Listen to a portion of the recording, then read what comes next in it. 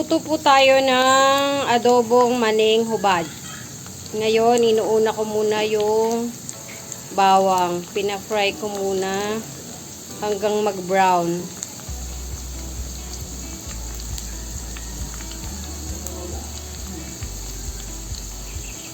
Tapos, pag nag-brown na siya, tatanggalin muna.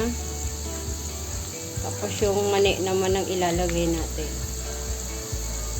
Ayan, brown na yung ating bawang. Tanggalin na natin.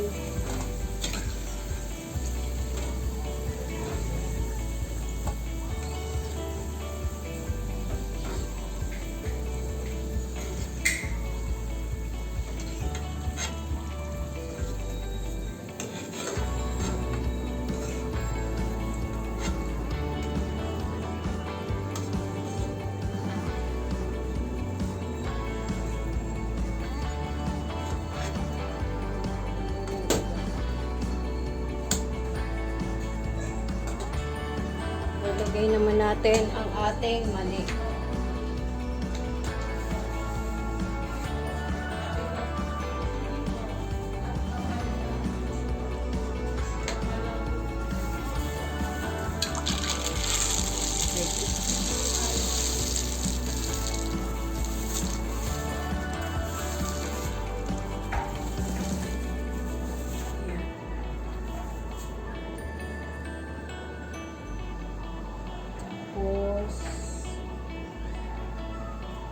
Haluin lang natin siya ng haluin. Sa medium fire lang ating apoy.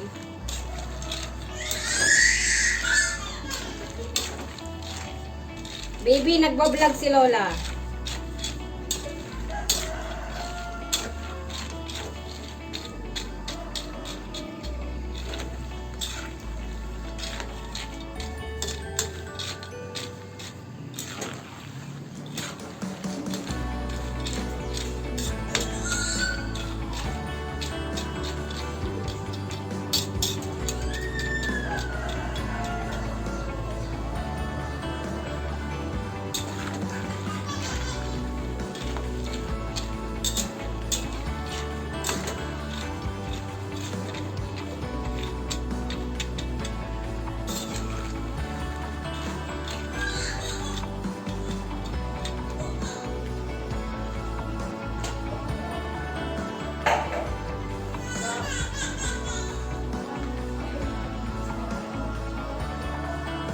Ayan po, malapit nang maluto ang ating adobong mani. Dinagdagan ko pa ng konting mantika para magpantay siya sa mani, para pantay din yung luto niya. And bakit nga ba adobong mani ang tawag sa pritong mani? Bawang lang naman ang nakalagay. So, comment down below po sa mga nakakaalam, ha? Thank you. Ayun po, ilalagay na ulit natin yung bawang na tinanggal natin kanina para sama na yung kanilang lasa. Tapos, huwag niyo po masyadong pa-brownin yung mani kasi lalo na itong hubad. So, medyo mapait pag nasusunog siya. So, pwede na pong patayin yun. Maluluto na lang po yan sa init ng mantika. Then, mamaya, bubudbura na lang siya ng iodized salt.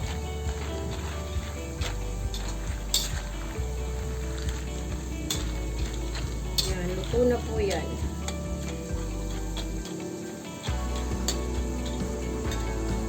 Maluluto pa yan sa init ng mantika bago natin tanggalin.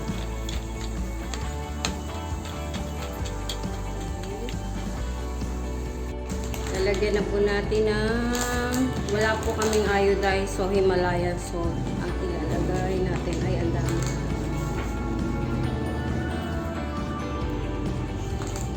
Ayan po.